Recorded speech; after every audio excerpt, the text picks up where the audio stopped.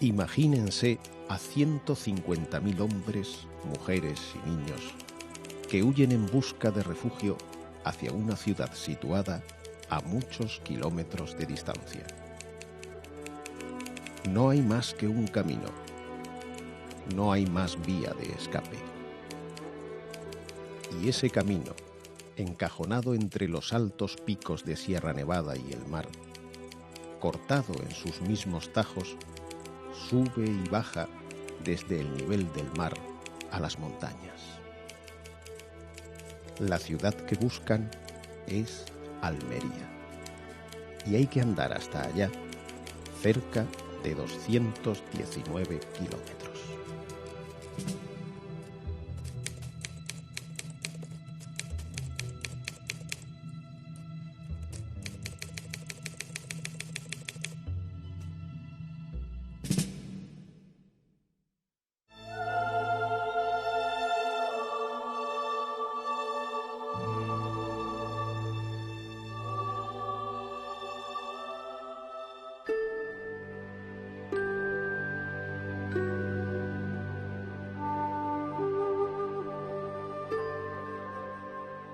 El asfalto no habla, no recuerda.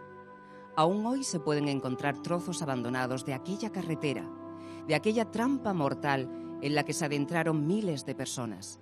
Allí permanecen, todavía, olvidados, algunos puentes, algunas curvas asomadas a acantilados imposibles, fábricas de papel o de azúcar que se jubilaron hace décadas.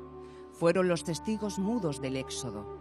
Han pasado 70 años y algunos de aquellos malagueños que huyeron en masa ponen hoy voz a aquel relato, a aquel acontecimiento que la prensa internacional calificó de cataclismo humano sin precedentes o la más terrible evacuación de una ciudad en los tiempos actuales. La carretera de Almería fue un calvario de los más grandes que yo he pasado en la vida y en el mundo, porque eran nada más que ver muertos, muchas calamidades, muchos niños llorando, muchas personas, madres muertas con sus niños dándole el pecho, sus niños mamando y la madre muerta. Donde había niños, y había viejos, y había enfermos, y había embarazadas, y había de todo lo que... En esa situación corriendo, no, pero corriendo sin tranquilidad, por el miedo a los aviones y a los barcos, porque esa maldita carretera en su mayoría está paralela al mar. Yo eso lo he tenido siempre como un recuerdo. Eso es lo único que he tenido. Siempre ese recuerdo que ha sido el único que he tenido. Del malestar que pasé en la carretera. De la necesidad y el sufrimiento. El día 7 de febrero, domingo de carnaval, amanece soleado. El ruido de los bombardeos, como días atrás, continúa, pero algo ha cambiado. Los primeros en salir a la calle no tardan en darse cuenta. Los cañones están ahí, cercando la ciudad. Ana María Jiménez se despierta esa mañana sin imaginar que por la tarde estará ya caminando hacia Almería. En la huida le acompañarán su madre, sus hermanas, sus cuñados y otras familias de la zona de capuchinos. Mi familia estaba en la puerta de mi tía, que era directo, se veían los montes de Málaga, se veía el Monte Coronado, que por ahí es por donde víamos las luces, o sea, estaban viendo ellas. Yo no, yo estaba en mi casa muy tranquila lavándome los pies. Y a eso llegó mi hermana Antonia. Dice, Ana María, venga, sécate los pies, vámonos. Y digo yo, vámonos, ¿a dónde lo vamos? Dice, que están tirando bombas y ya vienen los moros por ahí. Digo yo, ¿por dónde vienen los moros? Dice, por ahí, mira, de la puerta de la tinta se ven los cañonazos, se ven las luces. Mamá no quiere, pero Alfonso ha dicho que somos cuando muere y que van a hacer los moros. Y le digo, Pepa, que tú no te puedo ir, que vienen los moros. A las 11 o las 10:30 serían, estábamos acostados y mi madre escuchó muchos llantos, muchos gritos, mucha la gente. ¡Ay, madre mía, que ahí vienen, ¡ay, que vienen, que vienen! Entonces mi madre abrió la puerta y dice, ¿qué pasa? Como allí esto era campo, porque esto donde yo ahora mismo estoy era un campo todo, un monte. Entonces mi madre, ¿qué es lo que pasa? Dice, no, es que ahí vienen los moros y vienen la gente ahí corriendo. Pues resulta que estábamos en la casa y entonces vinieron diciendo que a mi madre y mi padre que venían los fascistas matando a los hijos delante de los padres. Y entonces mi madre cogió y dice, pues entonces nos vamos. Y fue cuando cogió mi padre un colchón de lona grande, metió todas las cosas que tenemos de valor y entonces nos cogió a los dos y nos fuimos, que era mi hermano y yo nada más. Salimos de aquí, de esta casa, calle Miraflores, número 6, este es el Paseo de los Tilos, barrio de San Rafael. Entonces, antes de que las tropas llegaran a invadir Málaga, hubo un desconcierto bastante grande. La gente, atemorizada, huían bajo el temor de lo que se venía comentando, de los horrores y las cosas que venían cometiendo las tropas musulmanas que estaban aliadas con el régimen franquista. De aquí partieron familias, esta familia de enfrente, esta otra de aquí de enfrente. Con nosotros partieron también la familia paterna por parte de mi padre, que eran mis abuelos, mis tíos, mis primos, mis tías. Venimos desde el Lejío, toda la calle de la Vitoria, el compás La Vitoria, todo eso, vinimos para abajo y ya llegando aquí a la aduana, vimos tanta gente que salían de todos los lados, pero ¿qué pasa? ¿Qué pasa? Claro, nosotros estábamos allá arriba, no sabíamos tanta cosa. Entonces llegamos aquí y nos vamos para abajo. Mi madre dice, vamos a ver si vemos un taxi.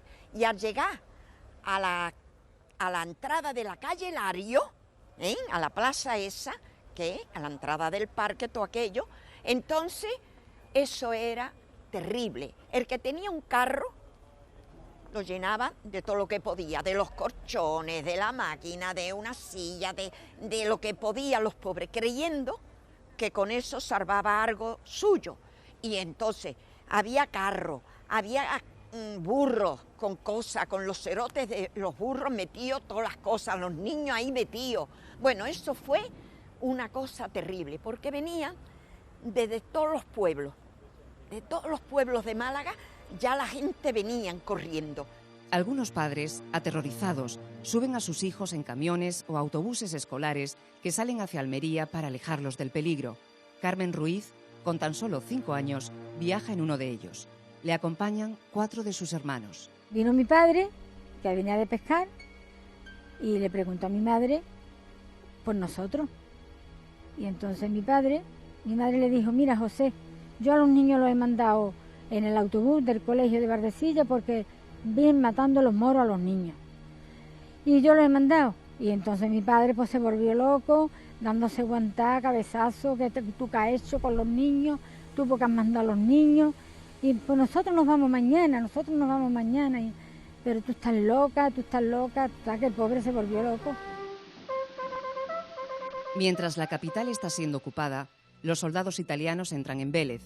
Frente a ellos, una marea humana se desplaza por la costa en dirección a Almería.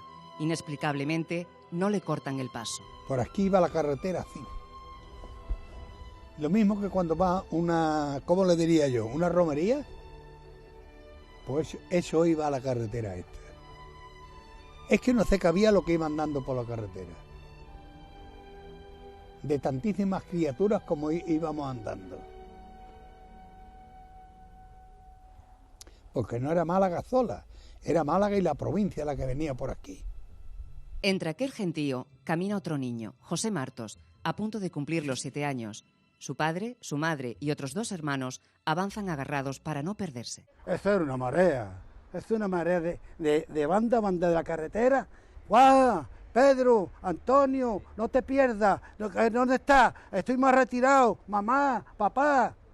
Así íbamos por toda la carretera, todo el mundo. Niños, niñas, mayores, todo el mundo. Y se perdían, y se perdieron. muchos niños y muchas niñas. No hay un registro oficial de cuántas personas marcharon. Los 50.000 refugiados que llevaban meses viviendo en la ciudad salieron todos. A ellos se unieron otras miles de personas de la misma capital o de pueblos del camino. Historiadores como Encarnación Barranquero aseguran que la cifra podría superar las 100.000 personas. Íbamos andando y no tiraban bombas. Amaneciendo el día ya empezó los bombardeos, ¿eh? Y durante 8 días, bombardeo todos los días. La carretera, pegada al mar y con la montaña de fondo, aparece como una diana perfecta. Nosotros víamos a los barcos y víamos a los marineros en la cubierta de ir para acá y para allá. De ir para acá y para allá víamos, porque nos tiraban con las ametralladoras también. Después de los cañones nos tiraban con ametralladoras. Y víamos perfectamente los marineros, los víamos. Llegamos a un sitio que era unos olivos, entonces ya allí no eran los barcos. Entonces allí llegaron la aviación, que llegó 4 o 5 aviones, y entonces debajo de los olivos dice mi madre, pues vamos aquí a descansar y vamos a quedarnos aquí sentaditas. Y total, estábamos todos debajo de un olivo. No quiero ni acordarme. Sentí los chillidos y los lamentos de las criaturas. Ya mi madre, en esa tribulación, se retiraron los aviones y mi madre y mi padre, venga, vámonos de aquí, que las niñas no vean esto. Porque yo no vi nada, yo no vi aquella cosa que habría allí, aquella sangre, yo qué sé. No, yo eso ya no lo vi porque yo no quería ni verlo ni mirarlo. Metimos en aquella casa y resulta que había allí, se conoce, un gracioso que llevaba pistola y salió y con la pistola empezó a tirar tiros. Y entonces todo el mundo empezaron a chillar, cállese usted, que tuvimos que salirnos deprisa y corriendo todo el mundo de allí. Porque entonces ya los de aviones y los de los barcos se dieron cuenta que aquello estaba lleno de gente. Y fue salir, no llevábamos ni unos metros andados cuando la casa entera cayó. Tiraron una bomba encima de la casa, porque se dieron cuenta que aquello había gente. Mientras, la procesión de miles de personas avanza hacia Almería, por carreteras estrechas con el asfalto destrozado. Las puertas de las casas junto al camino se cierran a su paso. El cansancio y el hambre empiezan a hacer estragos. Las plantaciones de caña de azúcar se convierten casi en el único sustento. Fue espantoso, porque te tira bomba, que ya no podíamos, falta de agua, que yo fuera dado la vida por el agua. Vamos, me dice que con ese agua me voy a morir y me tomo el agua, porque es lo que me faltaba, el agua. La comida es lo de menos. Llevábamos un hermanito de 18 meses y él nada más que preguntaba por mamá, e inclusive pedía tete, porque todavía mamaba. Y él andaba en un tramo y le decía a mi hermana o mi hermano el otro, que también fue un niño fabuloso. Detrás de aquel monte, allí está mamá.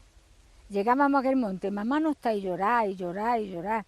Y de hambre, ¿qué pasaba? El angelito tenía mucha hambre, era muy chiquitito, y lo que hacía mi hermano, le machacaba cañadú, la metía en un trapito y se lo ponía como si fuera un chupe para que chupara el cardito de la cañadú. La columna de refugiados camina día y noche bajo una lluvia de bombas y metralla. Se esconden en las alcantarillas, en las cunetas, entre los cañaverales, bajo los puentes. Apenas descansan. Saben que las tropas italianas que apoyan a los franquistas les vienen pisando los talones. Miraba a la gente para atrás y ven muchas luces. Y dice, uy, qué luces vienen por allí. ¿Pero esto qué será? Entonces dice, es un pueblo. Dice, ¿qué pueblo? Y se mueven, que no. Eran que venían ya los fachas al tercer día de viajando. Se conoce que venían los camiones con todo eso, ¿no? Mucha gente se caían, eran gritos, eran llantos, eran lamentos, ¿eh? Y entonces y el que quedaba herido, ese se desangraba. Ahí no había nadie que pudiera acudir, porque lo que queríamos era salvarnos y correr porque venían detrás. Miguel Escalona tiene apenas 10 años. Días antes de la caída de Málaga, es evacuado con otros 80 niños desde un internado en Torremolinos a esta casa en Nerja. La proximidad de las tropas italianas convence a los responsables del centro de que hay que huir. Pero mientras esperan los autobuses para marchar, les sorprende un bombardeo. Quedamos un grupo de 10, de los 80 que éramos. Los demás vendrían los autobuses, en fin, que ya nosotros ya no, con tantas miles de personas, ya no nos pudimos ver más. Quedamos un grupo de 10 que decidimos de seguir donde iban la gente iban hacia Almería corriendo para allá, pues allá íbamos nosotros. Miguel hace el camino hasta Almería solo, como otros muchos niños en los que casi nadie repara en medio de aquella estampida. Son las víctimas más indefensas del éxodo. Los niños llevaban solamente su pantalón y las niñas su vestido ancho. Niños con los bracitos y las piernas enredados en trapos ensangrentados. Niños sin zapatos, con los pies hinchados. Niños que lloraban desesperados de dolor, de hambre, de cansancio. El médico canadiense Norman Bethune contabiliza más de 5.000 menores de 10 años. Cirujano de prestigio en su país, Bethune llega a España en plena contienda para hacer transfusiones de sangre en el frente. Impactado por la huida de Málaga, acude a Almería el 10 de febrero y se adentra en la carretera en sentido inverso con su ambulancia para transportar a los refugiados más desvalidos. Su diario y sobre todo sus fotos, las únicas que existen, se han convertido en el legado más fiel de estos acontecimientos. Nerja queda atrás. La estrecha carretera se adentra por Maro, Cerro Gordo, La Herradura. El camino se retuerce y las montañas forman peligrosos acantilados que caen sobre la misma orilla. Las huertas y las plantaciones desaparecen y con ellas el único sustento. Solo los pequeños riachuelos permiten calmar la sed, pero no hay tiempo para pararse. Los barcos están enfrente y los aviones no dan tregua. Los bombardeos en esta zona del trayecto se vuelven encarnizados. Yo eché por allí para beber y tuve suerte, porque yo había llegado al arroyo, que estaba muy profundo, y la aviación se presentó un aparato bombardeando, detrás de que salió bombardeado que era otro A-35. La carretera. Cuando yo salí al puertecito, al alto de la carretera, el mar pegado a la carretera y un acantilado bastante alto. Eso no hay palabra para describirlo. Eso no se puede describir más que viéndolo, porque es que nadie se puede tener idea de lo que allí hubo. De muertos, heridos. Y aquello era desgarrador. Ay, no hay quien me ampare. Ay, y el que podía andar, lo que iba era quitarse el medio. Aquí todos muertos, ahí todos muertos, todos, por todas partes. No solamente la carretera aquella, todas. Porque los barcos, 3, 4, 5, no me acuerdo muy bien cuánto había, así de proa, viniendo para acá. Entonces, cuando nosotros enfilamos, salido de Maro para acá con mis padres, nosotros los hermanos y eso, como cualquier familia, pues entonces nos encontramos los primeros muertos, pues entonces cuando llegamos allá arriba y empezamos a encontrar los primeros muertos, nos habíamos salvado del bombardeo, que si nosotros hubiéramos venido con ellos, también fuéramos caídos. Vi una camioneta que en un barranco prácticamente casi igual al que estamos ahora aquí, estaba encallada. Comentaban, ahí han bombardeado una camioneta, ¿qué tal? Yo el solo hecho de ver a ver si algunos componentes de los que había allí podía ser algún familiar mío de los que iba caminando con nosotros. Me asomé, aquello era para cerrar los ojos.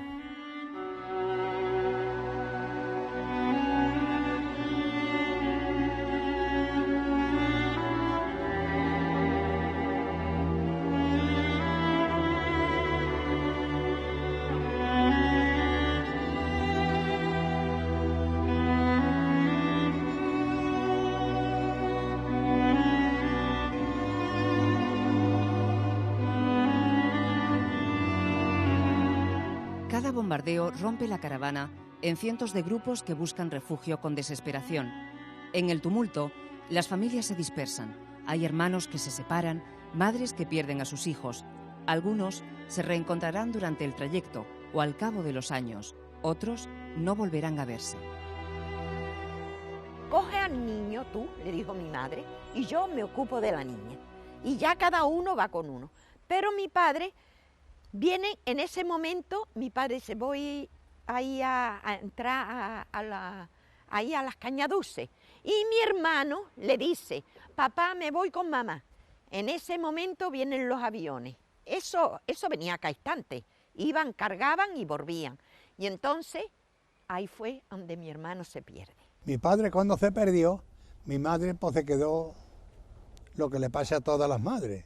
Se quedó congelada, se quedó ella y con 4 hijos a la vez, al lado, y a ver lo que hacíamos todos a nosotros, andando todos y todos pegados a nuestra madre. De modo que eso es lo que hacíamos.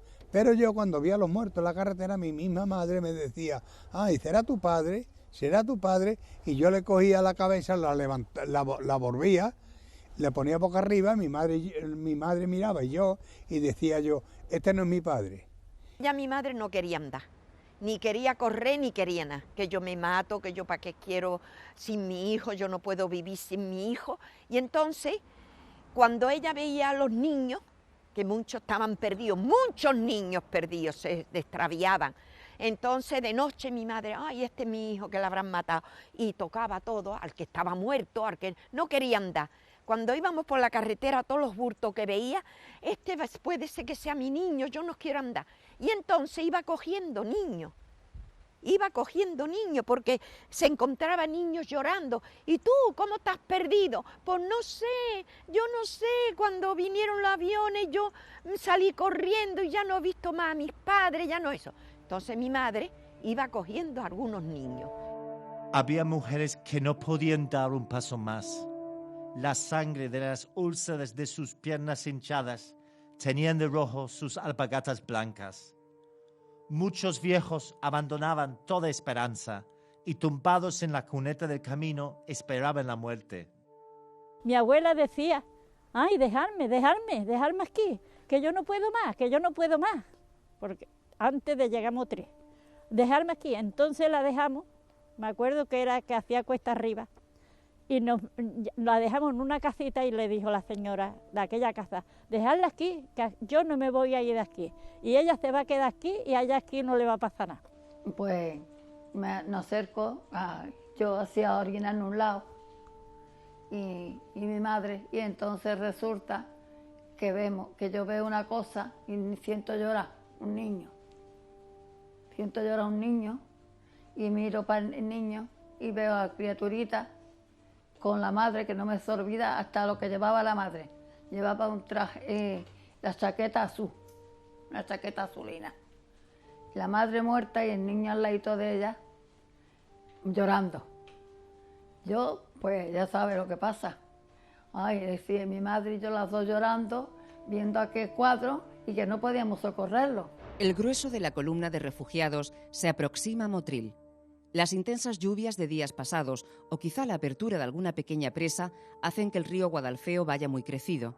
El puente que lo atraviesa, además, ha sido volado. En ese río ocurrió unas cosas muy graves y muy más, porque es que la gente, como era de noche, se tiraban al río y no sabían la profundidad que tenía y se ahogaban. Se ahogaron muchísimas personas, muchísimos niños, muchísimos ancianos, porque es que como no se sabía, venía el río muy alto, antes venía muy alto, y las personas no sabían la profundidad que tenía el río, pues se tiraban las criaturas a lo que fuera. Llegamos a Motril en el autobús, como el río iba con tantísima fuerza de agua, el autobús se quedó en la orilla atascado, no podía continuar, y el maestro pues se salió del autobús y nos llevó, porque por allí iban caballos, personas, bultos, horror. Aquello fue un horror, porque aquello se llevó a todo lo que había, todo arrastró el agua de todas las personas y de todo lo que había. Y entonces él nos quitó de allí, porque aquello era horroroso de ver, y aparte de eso, las bombas, los barcos, pues nos llevó para el monte. Y vi cómo se le caía a una mujer niño, y la mujer quería cogerlo y y el agua se lo llevó al angelito y ya el niño tenía por lo menos 2 o 3 años. Y uno que no la conocía siquiera, le dice, señora, se va usted a ahogar también, deja usted a su hijo, déjalo usted, Dios ha querido así, que se lo lleve. Entonces la mujer ya siguió adelante llorando, pero vi cómo se le cayó el niño al agua. Y con una pena que tuvo que dejar que el agua se llevara a su hijo. Las tropas italianas que acompañan a los nacionales van tomando los pueblos costeros, Almuñécar, Salobreña, Motril, y cortan el paso a los que van más rezagados porque salieron más tarde o porque avanzan con dificultad. El resto del grupo sigue hacia Almería. Los italianos, uno de los jefes, que es un mando, que yo no me acuerdo cómo que mandaba ni nada, pero que era el que teníamos cantante, cuando nos dijeron que íbamos a volver para acá, que no nos temiéramos, que la guerra ya no existía, que había terminado, nos dijeron, no teman ustedes, que no va a haber represalias ni hay nada de nada, ustedes van a montarse en los camiones y van a ir a Málaga a su tierra y se van a seguir la vida normal como estaba ahí. Pero no hay vehículos para todos, y la mayoría de los que no pueden seguir tienen que darse la vuelta y, agotados, desandar el mismo camino a pie. La Málaga que encuentran es ahora diferente a la que abandonaron hace apenas unos días. Vuelven a sus casas, pero algunas han sido saqueadas o incluso ocupadas por otras familias que se niegan a desalojarlas. Otros correrán peor suerte, serán delatados o señalados como fugitivos y terminarán en prisión o frente a un pelotón de fusilamiento. Las ejecuciones durarán hasta bien entrada la década de los 40.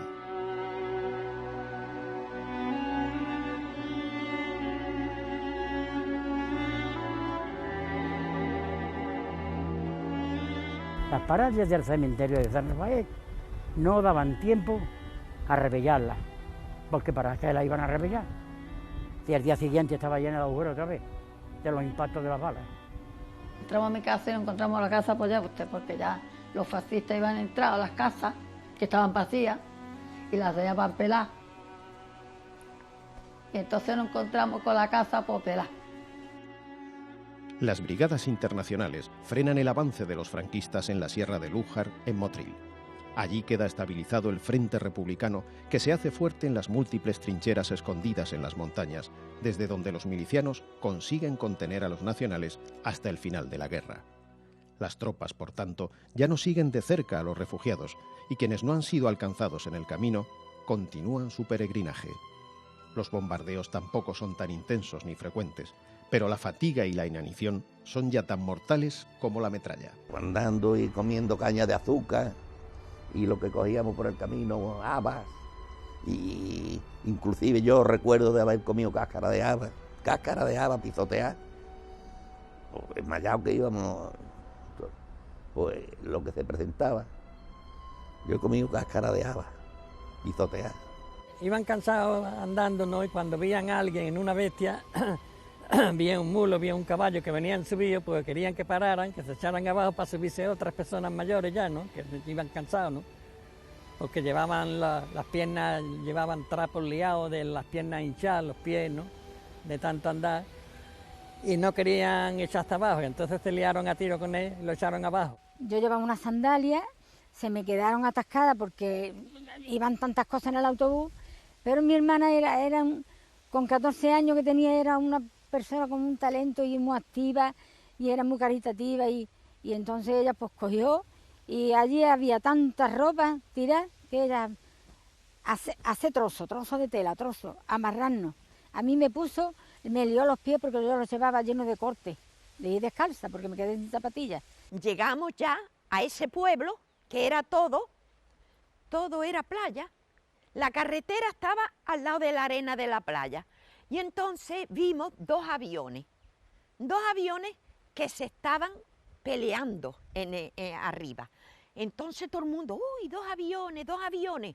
No sabíamos si eran que venían a bombardearnos, pero como veíamos que los aviones iban de un lado para otro y se iban ametrallando, entonces hubo un avión que se fue.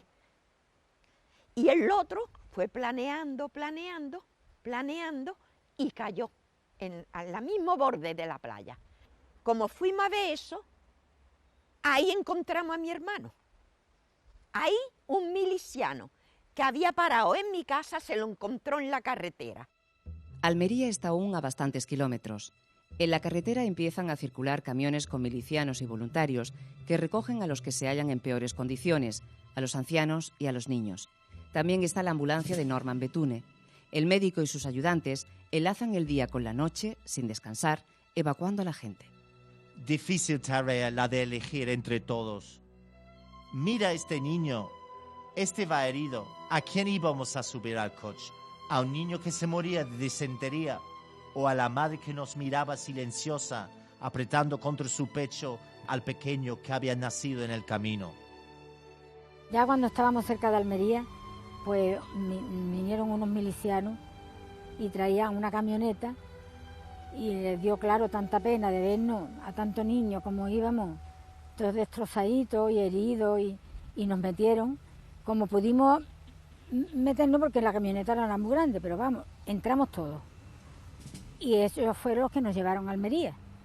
El viernes 12 de febrero empieza a llegar a Almería la inmensa multitud de refugiados. A los primeros que recalan en la ciudad aún les toca vivir otro trágico episodio. Como si no fuera bastante haber bombardeado y cañoneado a esa procesión de campesinos a lo largo de su caminata interminable. Cuando el pequeño puerto de Almería estaba atestado de gente refugiada, los aeroplanos fascistas desataron sobre la población un nutrido bombardeo. Cuando se habían alejado los aviones, levanté del suelo los cadáveres de 3 niños. La calle parecía una verdadera carnicería. Nosotros al llegar, mi madre lo primero que hizo con los niños, eran 4 chiquillos, 4 pequeñitos, dijo: voy al comité y yo entrego a estos niños. Cuando llegamos a Almería nos cerraron las puertas, no querían ni que nos pusiéramos en la cola del pan ni nada. Entonces llegamos a aquel almacén que ya había muchísimas personas y los piojos se le quitaban una así, los piojos se lo quitaba una por millares cuando llegamos allí, y no teníamos ni ande lavarnos, ni ande ponernos más ropa, ni ande nada. Y ya cuando llegamos a Almería, pues nos presentamos en el Socorro Rojo Internacional, que era a la que pertenecíamos nosotros ya, el colegio. Y allí nos dieron de comer, nunca se me ha olvidado que nos dieron patata con carne, eso nunca se me ha olvidado. Y allí pues nos prepararon ya, y ya nos montaron después en trenes al día siguiente, y ya fuimos a parar a Barcelona. Almería duplica en tan solo unos días su población, que pasa de 50.000 a más de 100.000 habitantes. Pero la ciudad es solo una estación de paso para los refugiados malagueños. Derrotados, sucios, incluso enfermos, buscan alejarse lo más posible de la zona nacional. Su recorrido prosigue en trenes con destino al Levante o a Cataluña, aún bajo poder republicano. Hay quienes incluso terminarán en el exilio. A otros les espera el frente. Es 1937 y aún quedan 2 años más de guerra. Salimos ya de la cola que estábamos haciendo y nos vamos para la estación. Y la estación era tomada que iba a la estación, porque querían ir a otro pueblo más lejos, contra más lejos mejor.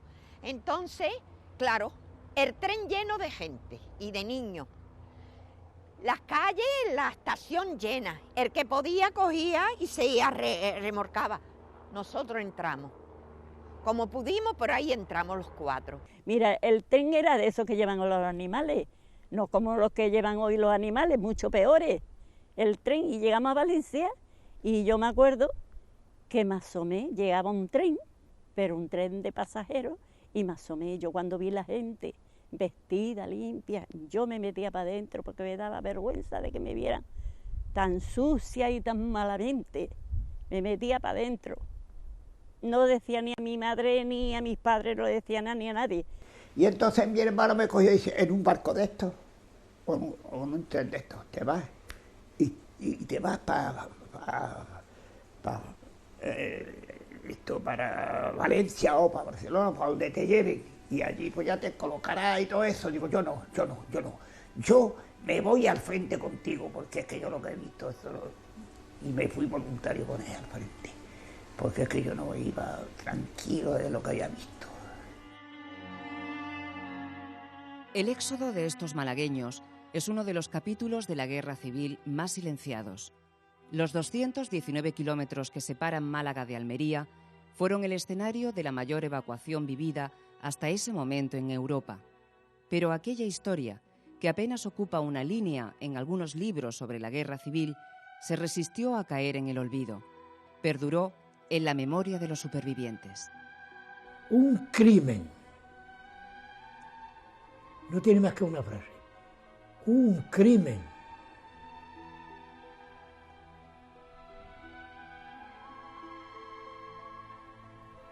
Porque no se puede castigar a un pueblo porque piense de otra manera, y eso bombardear la carretera, porque una cosa es, si se va a las trincheras y se bombardea, allí está el enemigo, buscamos la destrucción del enemigo, pero una carretera, gente, en mayoría, el 90% de lo que había allí, no eran combatientes, eran personas honradas. Eso fue impresionante. Eso era para que fuera sacado un Picasso, un Guernica, de eso. Tú ves la foto de Guernica de Picasso, nada, para eso. Eso lo saca en un Picasso, en un lienzo, ¡pum! Impresiona al mundo, no a España, el mundo. Y eso lo tengo yo aquí grabado.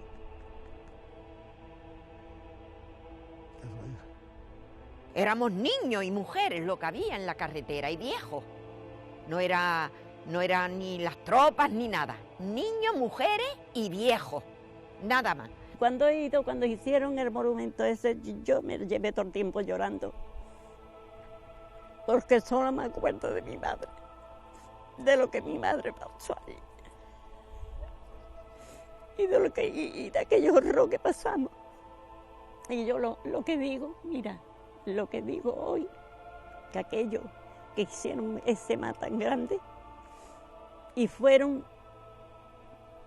no tengo palabras para calificarlo, no tengo palabras, fueron unos bárbaros, pues no lo jugaron aquí en la tierra, nos jugaron a nosotros sin tener por qué jugarnos, nos jugaron a muerte, pero ellos se la han jugado. ¿Tú sabes por quién? Por el Dios. Por el juez supremo se la han jugado aquellos que hicieron aquella masacre.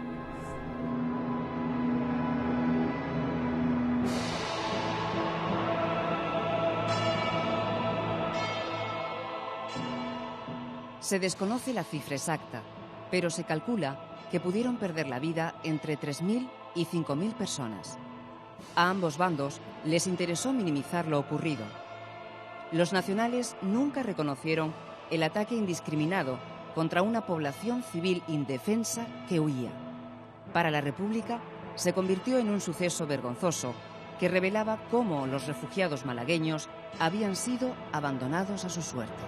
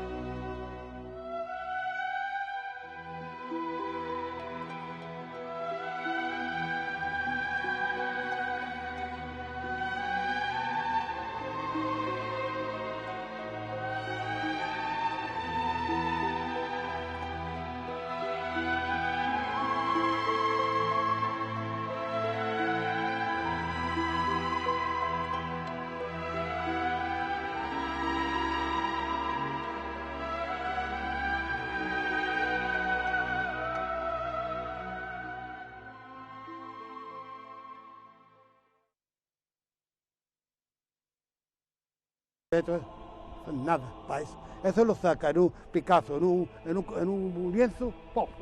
Impresiona al mundo, no España, el mundo. Y eso lo tengo yo aquí grabado.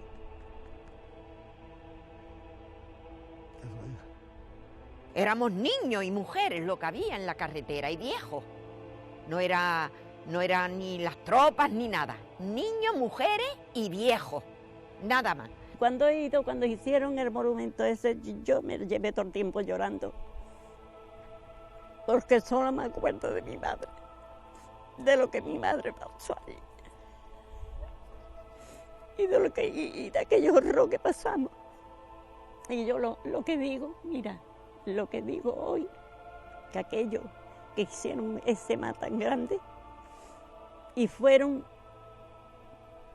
no tengo palabras para calificarlo, no tengo palabras, fueron unos bárbaros, pues no lo jugaron aquí en la tierra, nos jugaron a nosotros sin tener por qué jugarnos, nos jugaron a muerte, pero ellos se la han jugado. ¿Tú sabes por quién? Por el Dios, por el juez supremo se la han jugado aquellos que hicieron aquella masacre.